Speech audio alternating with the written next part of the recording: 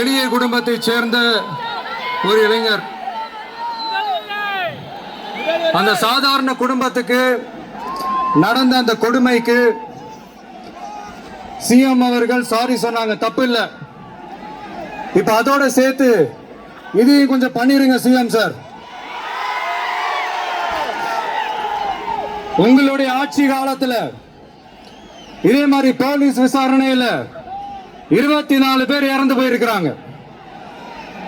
அந்த 24 பேரோட குடும்பத்துக்கும் நீங்க சாரி சொன்னீங்களா?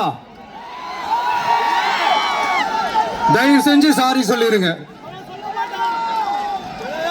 அஜித் குமார் அவர்கள் குடும்பத்துக்கு நீங்க கொடுத்த நிவாரணம் மாதிரி இந்த 24 பேர் குடும்பத்துக்கும் நீங்க நிவாரணம் கொடுத்தீங்களா? தயவு செஞ்சு நிவாரணம், அந்த நிவாரணத்தையும் கொடுத்துருங்க. சாத்தான்குளம் ஜபராஜ் பெனிக்ஸ் அந்த கேஸ் சிபிஐக்கு மாத்தினப்போ இது தமிழ்நாட்டோட காவல்துறைக்கு அவமானம்னு சொன்னீங்க. இன்னைக்கு நீங்க உத்தரவிட்டதுக்கு பேர் என்னங்க சார்?